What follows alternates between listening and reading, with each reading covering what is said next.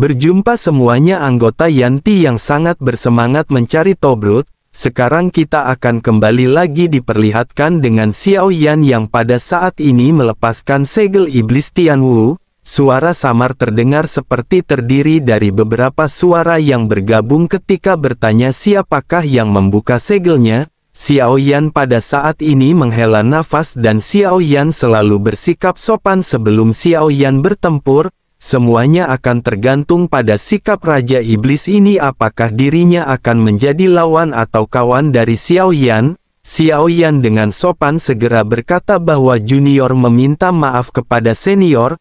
Mendengar hal tersebut sosok Raja Iblis Tianwu pada saat ini bergumam, bukankah ini adalah ras manusia? Ini sungguh sangat aneh karena dirinya awalnya berpikir hal ini dilakukan oleh klannya sendiri. Jika begitu permasalahannya, maka dirinya pada saat ini ingin tahu mengapa dirinya membantunya. Xiao Yan dengan masih tetap sopan segera berkata bahwa senior telah tersegel di sini dan junior datang ke sini secara kebetulan. Dirinya pada akhirnya membuka segel senior dan hal ini juga bisa dianggap sebagai sebuah kebetulan. Xiao Yan pada saat ini tampak berhati-hati karena sulit bagi Xiao Yan untuk menilai kekuatan Raja Iblis ini dari auranya. Tentu saja yang pasti adalah bahwa kekuatannya seharusnya berada di atas Xiao Yan. Tidak mudah untuk membuat budak kami tidak begitu ketakutan dan kemungkinan untuk merebut tubuh sosok ini tidaklah tinggi. Xiao Yan juga pada saat ini terkejut karena hujan yang dilesatkan oleh sosok ini benar-benar mengandung kekuatan aturan. Sementara itu di sisi lain tiga monster yang mengikuti Xiao Yan pada saat ini tampak terkejut. Buaya tirani pada saat ini tanpa sadar bergumam bahwa ini ternyata benar-benar Raja Iblis Tianwu. Dirinya memiliki 8 kepala, 8 wajah dan 8 ekor dan dirinya pernah mendengar rumor ini sebelumnya. Namun dirinya belum pernah benar-benar melihat Raja Iblis seperti itu dan dirinya ingin tahu apakah mereka berdua kedinginan. Keduanya pada saat ini mengangguk dan beruang putih segera berkata bahwa dirinya merasa dingin sekali. Vitalitas mereka juga semakin lama semakin habis. Jika mereka terus tinggal di sini mereka mungkin akan mati kehujanan. Menanggapi hal tersebut buaya tirani segera berkata sebaiknya mereka menunggu sejenak. Mereka harus bertemu dengan Raja Iblis Tianwu apapun yang terjadi karena ini merupakan kesempatan langka. Sementara itu kembali ke Xiao Yan yang pada saat ini tampak benar-benar dilindungi oleh jantung api miliknya di bawah derasnya hujan. Di hadapan Xiao Yan pada saat ini sosok Raja Iblis Tianwu seketika tertawa sebelum akhirnya berkata bahwa ini benar-benar sebuah kebetulan. Dirinya tidak pernah menyangka bahwa segelnya akan dirusak secara tidak sengaja oleh junior dari ras manusia. Hal ini sangat menarik dan dirinya ingin tahu siapakah nama junior. Dirinya pasti akan mengingat nama junior yang telah menyelamatkannya. Xiao Yan pada saat ini tanpa basa-basi segera memperkenalkan diri bahwa dirinya bernama Xiao Yan. Tianwu pun mengangguk sebelum akhirnya berkata bahwa dirinya melihat Xiao Yan memiliki jantung api. Sangat disayangkan sekali Tianwu pada saat ini pandai dalam hal hujan. Namun meskipun begitu dirinya akan memberikan Xiao Yan 3 tetes kristal hujan. Kekuatannya akan dapat melukai atau bahkan menghabisi orang kuat di langkah ketiga dengan 9 sumber. Begitu kata-kata ini terjatuh 3 tetes air hujan terjatuh dari langit mulai menggantung di udara. Air hujan ini berhenti di hadapan Xiao Yan sebelum akhirnya dengan cepat memadat menjadi kristal es. Selanjutnya Tianwu kembali berkata bahwa 3 tetes kristal hujan ini saja tidak cukup bagi Xiao Yan karena membuka segel ini. Jika Xiao Yan membutuhkan yang lain Xiao Yan pada saat ini bisa menanyakannya kepada Tianwu. Xiao Yan pada saat ini segera menangkupkan tangannya dan segera dengan cepat menyingkirkan gerak kristal hujan di depannya. Mampu menghadapi orang kuat langkah ketiga keabadian dewa dengan 9 sumber. Hal ini merupakan sesuatu yang penting bagi Xiao Yan dan akan menjadi kartu truf sementara bagi Xiao Yan. Xiao Yan pun segera berkata bahwa senior pada saat ini jangan terburu-buru. mereka pada saat ini masih terjebak dalam sebuah segel, sebaiknya mereka pergi dari sini terlebih dahulu sebelum membahas hal lainnya. Mendengar hal tersebut Tian Wu pada saat ini mengangguk sebelum akhirnya menyadari sesuatu.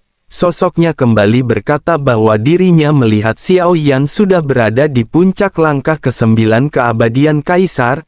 Jika begitu permasalahannya dirinya akan memberikan beberapa wawasan yang mungkin dapat membantu Xiao Yan. Xiao Yan menangkupkan tangannya dan kembali mengucapkan terima kasih kepada Tian Wu. Segera setelah itu sebuah pemikiran muncul di benak Xiao Yan dan dalam sekejap Xiao Yan merasa seolah-olah Xiao Yan berubah menjadi seekor ikan kecil yang berada di tengah lautan. Xiao Yan pada saat ini merasakan adanya perasaan krisis yang kuat di belakangnya.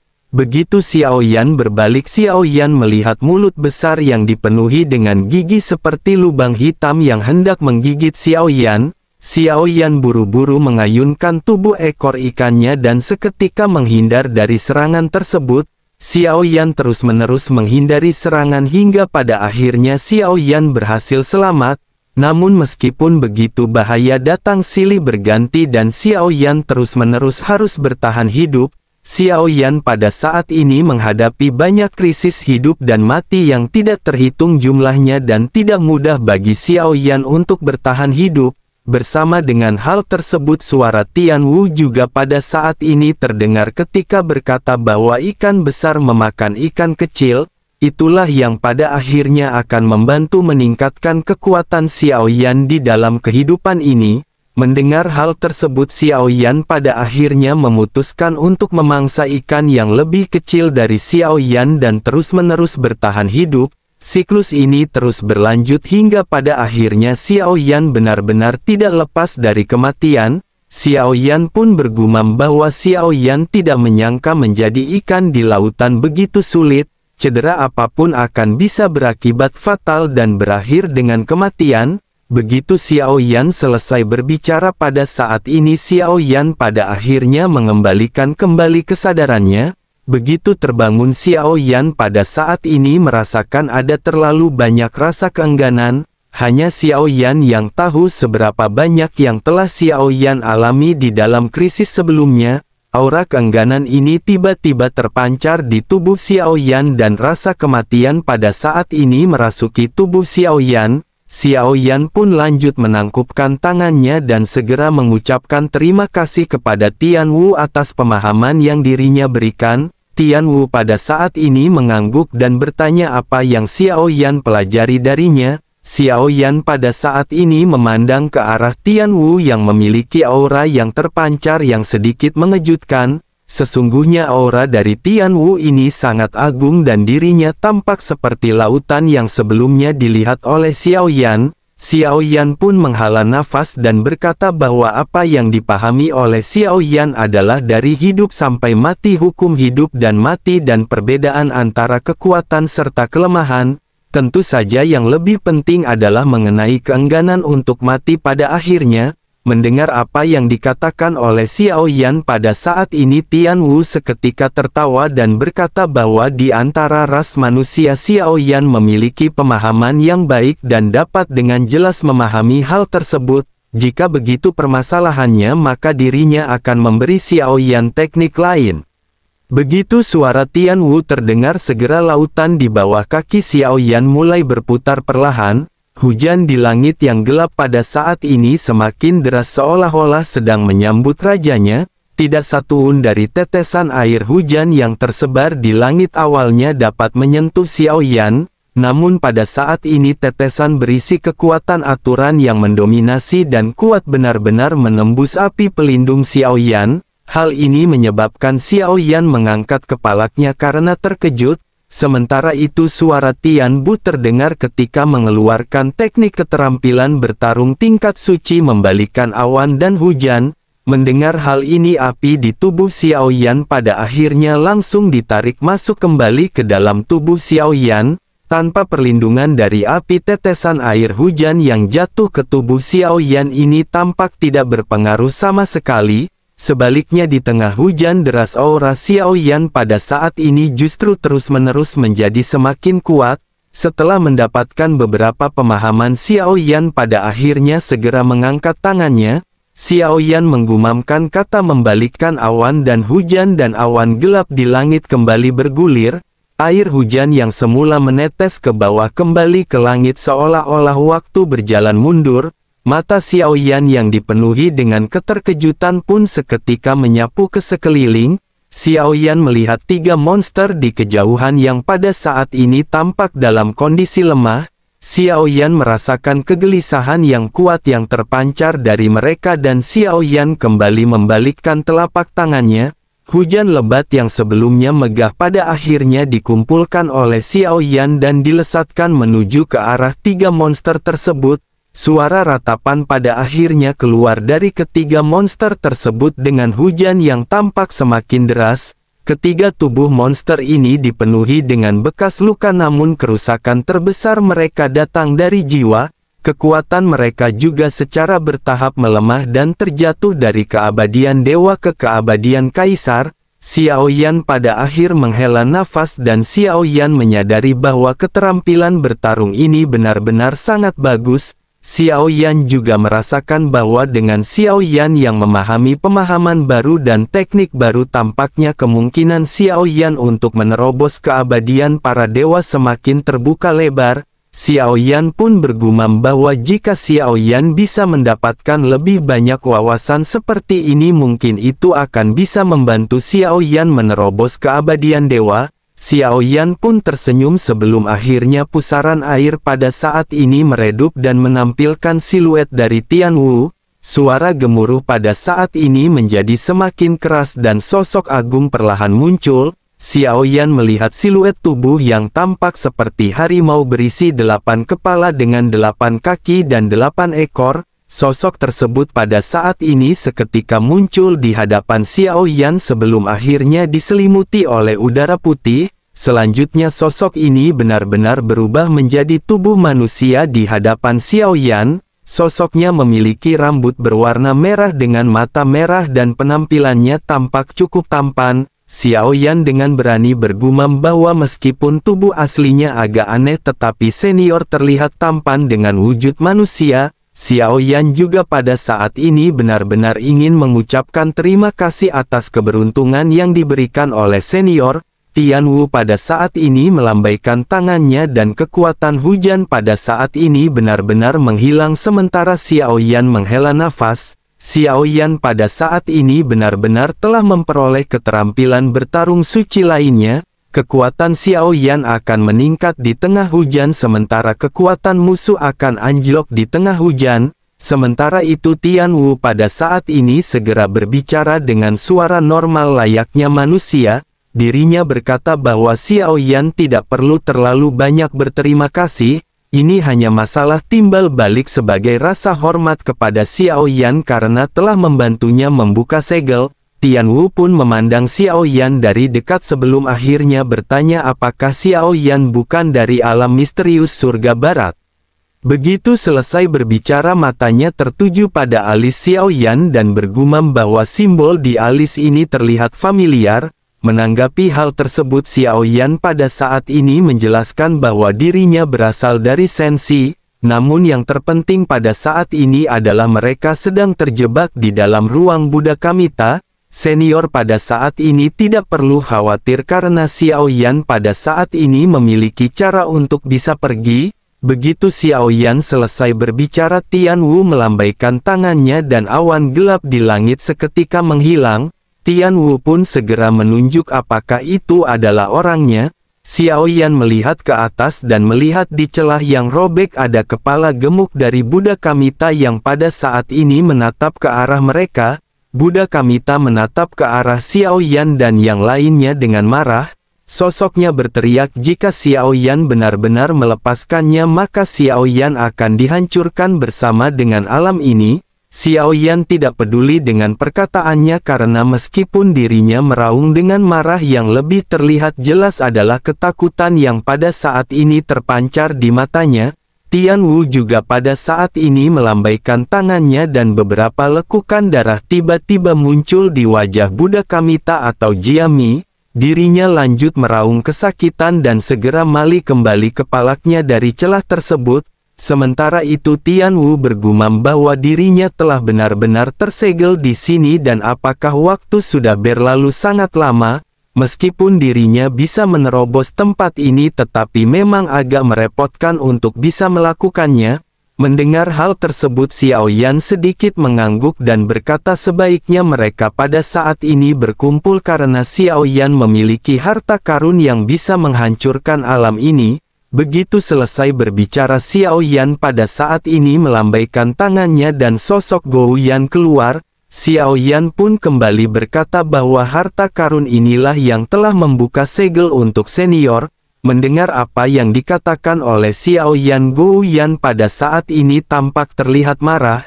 Gou Yan pun segera berkata bahwa Xiao Yan benar-benar memperlakukan Gou Yan sebagai harta karun. Jika begitu permasalahannya maka Gou Yan benar-benar ingin pergi dari rumah. Di sisi lain Tian Wu pada saat ini menatap ke arah Gou Yan dan berkata bahwa harta karun ini memiliki temperamen yang buruk. Mendengar hal tersebut Gou Yan pun seketika menoleh dan keduanya pada saat ini saling menatap.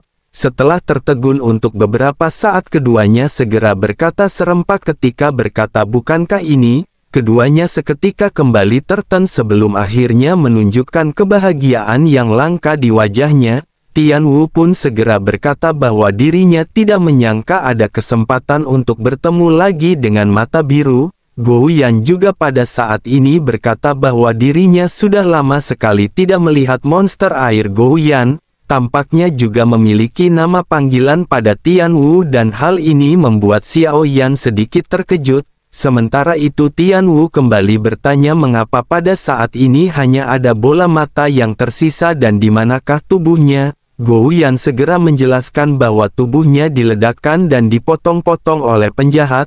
Selanjutnya tubuhnya dibawa ke berbagai dunia dan sangat sulit untuk menemukannya pada saat ini. Tian Wu sedikit menghela nafas dan bergumam sungguh sangat disayangkan karena Gou Yan pada saat sebelumnya begitu kuat. Namun pada saat ini hanya bola matanya yang tersisa dan jika Tian Wu tidak mengingat aura aneh Gou Yan dirinya mungkin benar-benar tidak akan mengenali Gou Yan. Melihat keduanya yang mengobrol dengan akrab dan gembira Xiao Yan mau tidak mau segera bertanya apakah mereka berdua saling mengenal. Tian Wu pun seketika menoleh ke arah Xiao Yan dan kembali memandang ke arah Xiao Yan dengan sedikit keraguan. Tian Wu lanjut berkata monyong-monyong dirinya ingat tanda di antara alis Xiao Yan ini seperti tanda atau simbol dewa jahat. Xiao Yan sedikit tersenyum pahit sebelum akhir berkata bahwa dewa jahat telah lama terjatuh atau mati. Xiao Yan seharusnya dapat dianggap hanya sebagai pewarisnya. Tian Wu pada saat ini memancarkan mata yang tampak dipenuhi dengan kenangan mendengar apa yang dikatakan oleh Xiao Yan. Sosoknya lanjut berkata bahwa tidak mudah menjadi pewaris dari orang gila itu. Tian Wu pada saat ini mendekati Xiao Yan dan bersamaan dengan hal tersebut reaksi dari pagoda pemurnian menjadi semakin intens. Namun Xiao Yan pada saat ini benar-benar tidak tahu apa sebenarnya yang menyebabkan reaksi pagoda pemurnian ini. Xiao Yan pada saat ini terus bertanya kepada Tian Wu bagaimana dirinya bisa disegel di tempat ini. Xiao Yan pada saat ini berpikir bahwa seharusnya bukan Tian Wu sendirilah yang dapat menyebabkan menara pagoda ini bereaksi. Mungkin ada hal lain di dalam diri Tian Wu yang menyebabkan menara pemurnian ini bergerak. Sementara itu mata Tian Wu pada saat ini tiba-tiba menjadi dingin dan tegas ketika memandang ke arah Xiao Yan. Sosoknya lanjut berkata apakah Xiao Yan benar-benar datang ke sini karena kebetulan? Xiao Yan menghela nafas dan mengangguk dan menjelaskan bahwa Xiao Yan tidak akan menyembunyikan apapun dari senior. Xiao Yan sesungguhnya memang merasakan sesuatu tetapi membuka segel untuk senior ini sepenuhnya adalah kebetulan. Mendengar apa yang dikatakan oleh Xiao Yan, Tian Wu pada saat ini menghela nafas dan sedikit tegun untuk beberapa saat. Selanjutnya dirinya bergumam bahwa Xiao Yan tidak akan bisa mengendalikannya. Bahkan Tian Wu kesulitan untuk menekannya dan dirinya harus menggunakan setengah dari kekuatannya. Mendengar hal tersebut, Xiao Yan pada saat ini segera bertanya apakah senior bisa memberitahu Xiao Yan apakah itu. Tian Wu pada saat ini kembali bertanya kepada Xiao Yan apakah Xiao Yan benar-benar tidak tahu. Xiao Yan pun mengangguk dengan berat karena Xiao Yan pada saat ini benar-benar tidak tahu. Melihat ekspresi Xiao Yan, Tian Wu pada akhirnya segera berkata karena Xiao Yan tidak tahu apa-apa tentang ini maka sebaiknya mereka pergi. Xiao Yan pada saat ini sedikit tertegun sebelum akhirnya Xiao Yan kembali menangkupkan tangannya dan dengan tulus segera berkata bahwa jika memungkinkan siapa tahu Xiao Yan akan bisa membantu senior mengenai hal ini. Melihat kegigihan Xiao Yan dan menatap ke arah simbol di antara alisnya, Tian Wu pada saat ini sedikit ragu. Selanjutnya dirinya memutuskan untuk membuka kancing kemejanya. Adegan mengejutkan pun seketika terjadi di mana Xiao Yan melihat bahwa di dada dari Tian Wu ada kristal yang bersinar dengan 5 warna yang tertanam dalam daging dan darah Tian Wu. Daging dan darah di samping Tian Wu pada saat ini dipenuhi dengan bercak hitam dan tampak menyedihkan. Xiao Yan pun pada akhirnya memutuskan untuk bertanya benda apakah ini. Tian Wu pun menjelaskan bahwa ini adalah kristal pembangun surga dan mereka yang dipilih olehnya akan memujanya seperti Tian Wu. Tentu saja itu juga akan memberi seseorang kekuatan yang sangat kuat. Xiao Yan pun menjubit dagunya dan bergumam jika begitu permasalahannya maka benda ini seharusnya adalah harta karun. Tian Wu menggelengkan kepalanya dan dirinya menunjukkan rasa sakit di wajahnya ketika Xia kembali menjelaskan. Dirinya berkata bahwa kristal ini tidak dapat dimurnikan, kecuali inang baru ditemukan dirinya akan bisa hidup selamanya dan akan membawa rasa sakit yang tidak ada habisnya. Meskipun kristal ini akan memberikan kekuatan yang kuat tetapi rasa sakitnya benar-benar tidak tertahankan. Mendengar hal tersebut Xiao Yan pada saat ini merasa bahwa pagoda pemurnian membimbing Xiao Yan. Meskipun Xiao Yan mengetahui bahwa kristal ini akan memberikan rasa sakit yang luar biasa, Xiao Yan yakin dengan adanya pagoda pemurnian hal tersebut tidak akan berefek terlalu besar kepada Xiao Yan. Xiao Yan pun segera berkata apakah senior pada saat ini bisa mengizinkan Xiao Yan untuk mencobanya. Tian Wu tersenyum pahit dan berkata bahwa dirinya khawatir hal ini tidak akan berhasil. Kristal ini tidak bisa dikeluarkan dari tubuh Tian Wu dan akan sangat sulit untuk melakukannya. Xiao Yan pada saat ini mengulurkan tangannya dan kembali berkata apakah senior mengizinkan Xiao Yan untuk mencobanya. Melihat apa yang dilakukan oleh Xiao Yan, Tian Wu pada saat ini tidak menghentikan Xiao Yan. Dirinya bahkan menatap ke arah Xiao Yan dengan tatapan dipenuhi rasa harap. Xiao Yan pada akhirnya mengulurkan tangannya perlahan dan begitu Xiao Yan semakin dekat pagoda pemurnian semakin bereaksi dengan keras di dalam tubuh Xiao Yan. Ini adalah situasi yang belum pernah terjadi sebelumnya dan Xiao Yan benar-benar bingung. Di saat-saat sebelumnya meskipun Xiao Yan ingin menggunakan pagoda pemurnian dan Xiao Yan mendapatkan harta karun pagoda pemurnian hampir tidak pernah bergeming sama sekali. Begitu jari Xiao Yan menyentuh kristal ini, kristal pembangun surga atau kristal Wu Tian pada saat ini meledak dengan cahaya yang menyilaukan. Pada saat yang sama Tian Wu merasakan rasa sakit yang belum pernah terjadi sebelumnya menyebabkan dirinya meraung kesakitan. Xiao Yan tiba-tiba menarik kembali jarinya tetapi kristal pembangun langit yang berada di dada Tian Wu pada saat ini masih memancarkan cahaya warna-warni yang menyilaukan. Selanjutnya kristal ini bergetar mencoba melepaskan diri dari dada Tian Wu. Tidak lama kemudian kristal pembangun surga menembus daging dan arah Tian Wu dan terbang seketika melesat mendarat di antara alis Xiao Yan. Di mata Tian Wu yang kembali pulih pada saat ini dirinya benar-benar dipenuhi dengan keterkejutan. Dirinya sama sekali tidak bisa menyerap kristal ini dan kristal ini hanya berada di daging dan darah Tian Wu. Dirinya tidak pernah menyangka bahwa kristal ini benar-benar akan menghilang di antara alis Xiao Yan.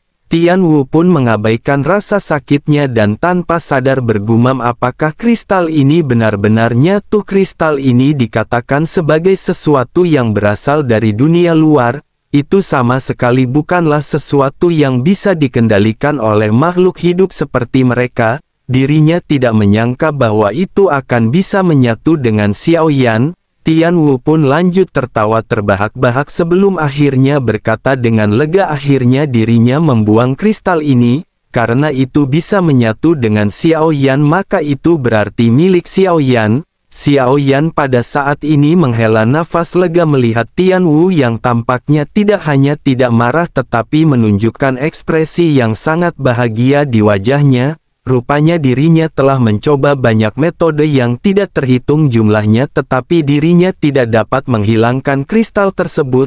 Xiao Yan pada saat ini hanya mengangguk mendengar apa yang baru saja dikatakan oleh sosok Tian Wu.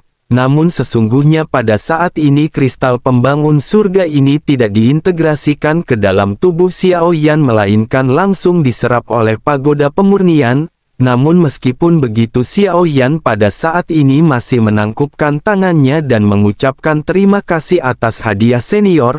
Tian Wu melambaikan tangannya dengan tampak bahagia dan berkata bahwa Xiao Yan tidak perlu mengucapkan terima kasih. Hal ini sesungguhnya telah menyelesaikan beberapa permasalahan Tian Wu di masa lalu.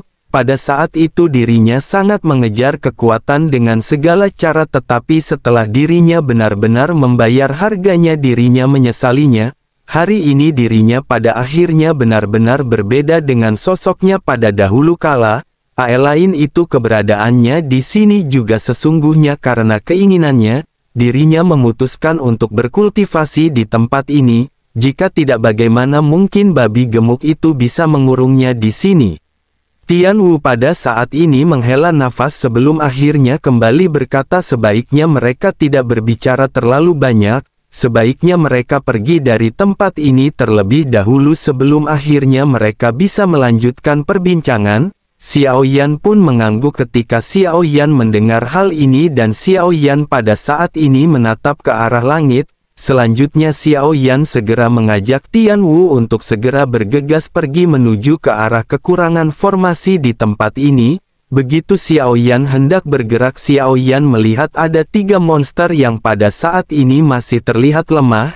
Tian Wu melambaikan tangannya dan ketiganya pada saat ini melayang di udara sebelum akhirnya mereka mengikuti Xiao Yan melesat ke dalam kehampaan. Sementara itu di luar ruang pada saat ini Buddha Kamita tampak bersemangat dan tidak lagi berani menunda. Dirinya segera memerintahkan para prajurit Taiksu untuk bergerak cepat. Mereka tidak boleh menunda dan mereka harus mempersiapkan semua kekuatan dengan baik. Mendengar hal tersebut pemimpin terkuat prajurit Taiksu pada saat ini berkata bahwa mereka akan segera ke benteng. Namun Buddha Kamita tidak perlu khawatir selama mereka sampai di benteng mereka memiliki 2 orang kuat yakni Su Zuo dan Su Zuai. Merekalah yang bertanggung jawab dan semuanya akan baik-baik saja. Mendengar hal tersebut Buddha Kamita pada saat ini menjelaskan bahwa permasalahan ini tidaklah sederhana. Sebaiknya mereka pada saat ini segera meminta bala bantuan. Yang terbaik adalah mereka memiliki seseorang yang berada di langkah keempat keabadian para dewa. Wajah Buddha Kamita pada saat tampak terlihat pucat membuat pemimpin Taiksu sedikit bingung. Beberapa prajurit Taiksu yang berada di sekitar juga pada saat ini tampak sedikit ragu-ragu. Melihat ekspresi mereka pada saat ini Buddha Kamita segera menjelaskan bahwa jika mereka tidak dapat menemukan dukungan dari seseorang langkah keempat keabadian para dewa mereka benar-benar akan berakhir dengan dilenyapkan dan mati.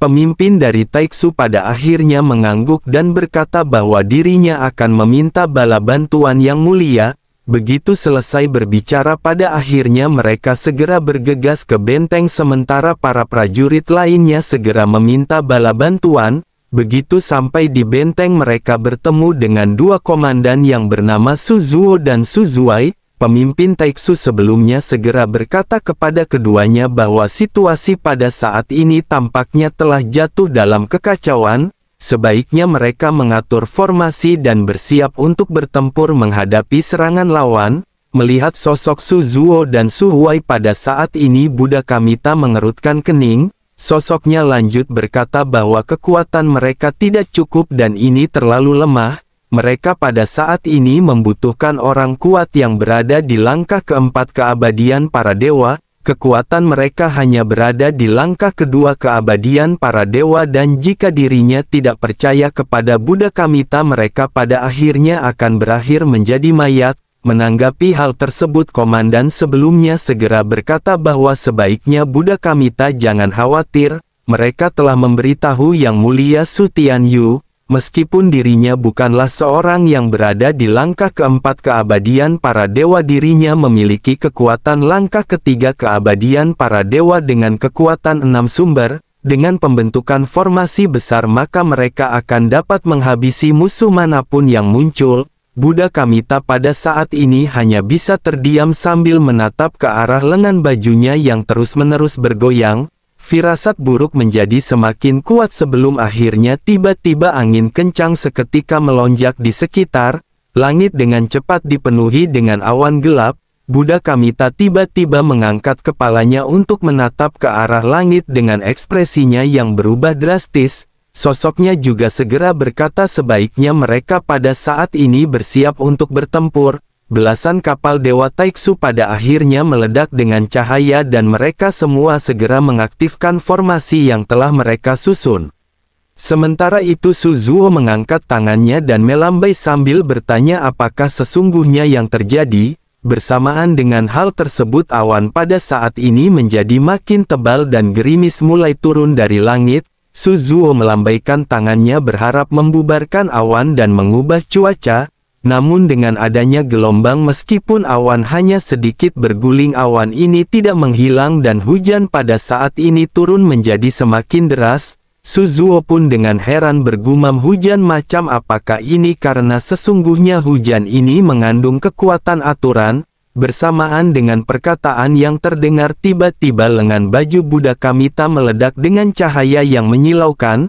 Seberkas cahaya pada saat ini keluar dari lengan bajunya menuju ke kejauhan. Sebuah suara juga terdengar ketika berkata mereka akhirnya sampai. Mendengar hal tersebut, sosok Buddha Kamita pada saat ini mundur dengan kecepatan penuh dan berteriak memintahkan para prajurit Taiksu untuk menghabisi sosok-sosok yang muncul. Belasan Dewa Taiksu pada akhirnya kembali meledak dengan pancaran cahaya menuju ke arah mata formasi yang telah mereka persiapkan. Para prajurit Taiksu pada saat ini memandang ke arah sosok-sosok yang pada akhirnya mengembun di tengah-tengah hujan lebat. Setelah beberapa saat barulah mereka melihat sosok-sosok yang muncul, yang salah satunya adalah sosok Xiao Yan, sang pengendali Tobrut atau cacing tengkurap.